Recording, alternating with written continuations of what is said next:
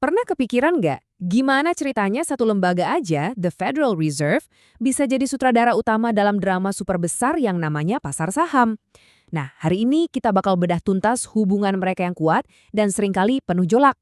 Kita pakai kisah nyata buat lihat gimana satu kata aja bisa bikin seluruh ekonomi gonjang-ganjing. Pertanyaannya simpel aja.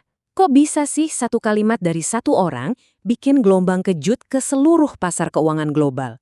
Ini bukan sulap ya, ini murni kekuatan makroekonomi yang lagi beraksi. Yuk kita pecahin misteri ini pakai drama nyata yang bakal nunjukin seberapa besar kekuatan itu sebenarnya. Oke, buat ngerti drama ini kita perlu ngintip dulu ke ruang mesin ekonomi. Apa sih yang bikin semuanya terus muter? Jawabannya ternyata cukup simpel, investasi bisnis. Dan di jantung mesin itu ada yang namanya suku bunga. Anggap aja ini harga sewa buat pinjam uang. Gampang kan? Nah, inilah tuas utama yang nyambungin dunia finansial sama ekonomi real, yang nentuin mahal atau murahnya sebuah perusahaan buat pinjam modal dan berkembang. Gini deh siklusnya. Bisnis kan pasti mau tumbuh besar ya. Nah, mereka butuh modal. Pas suku bunga lagi rendah, pinjam uang jadi murah, mereka langsung jor-joran investasi. Tapi, begitu suku bunga naik, biaya pinjaman jadi mahal, dan tiba-tiba semua orang kayak kompakan injak rem. Jadi, siapa dong yang megang setir mesin ekonomi raksasa ini? Kalau di Amerika Serikat, sopirnya itu ya The Federal Reserve atau yang biasa kita sebut The Fed. Anggap aja di Fed ini punya dua pedal utama. Waktu mereka mau ekonomi ngebut, mereka bakal injak gas dengan nurunin suku bunga. Ini namanya kebijakan ekspansif. Tapi kalau ekonomi dirasa terlalu panas dan ngebut, mereka bakal injak rem dengan naikin suku bunga. Itulah yang disebut kebijakan kontraktif. Oke, teorinya cukup. Sekarang kita lihat langsung gimana ini semua terjadi di dunia nyata.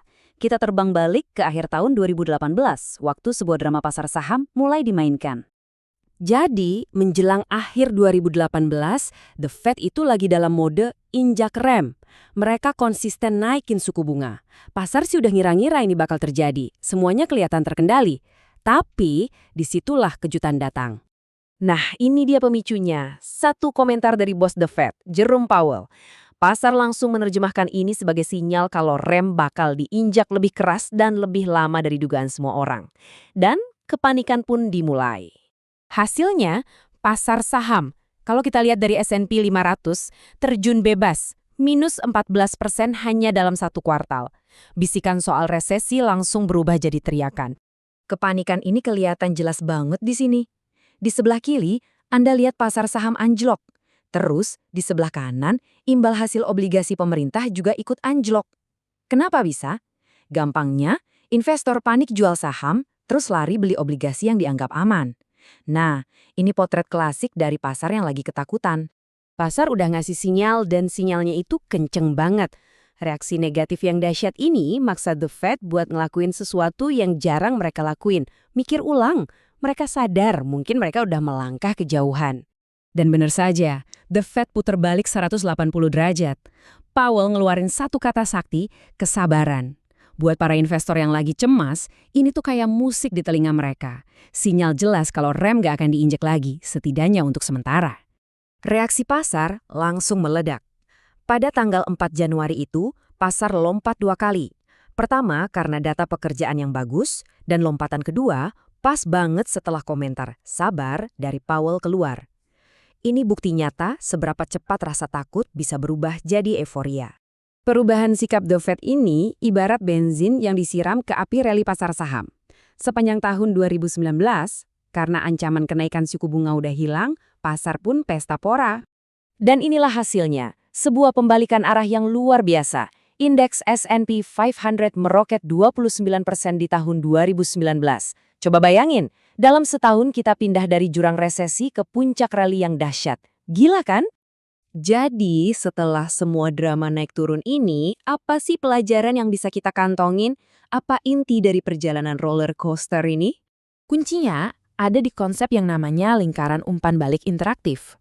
Ini tuh kayak tarian yang gak ada habisnya. The Fed ngawasin pasar, dan pasar ngawasin The Fed. Tiap langkah yang diambil satu pihak bakal langsung memicu reaksi dari pihak lainnya. Jadi, ada 3 hal yang perlu banget kita ingat. Pertama, omongan The Fed itu punya kekuatan yang luar biasa. Kedua, Pasar itu nggak bereaksi sama berita biasa, tapi sama kejutan, yaitu waktu kenyataan nggak sesuai harapan. Dan yang ketiga, tarian antara The Fed dan pasar ini nggak akan pernah berhenti. Dan semua ini membawa kita ke satu pertanyaan terakhir yang penting buat direnungkan. Kalau The Fed yang pegang setir, seberapa aman sebenarnya investasi kita? Ini pertanyaan soal risiko dan kendali yang menarik banget buat kita pikirkan.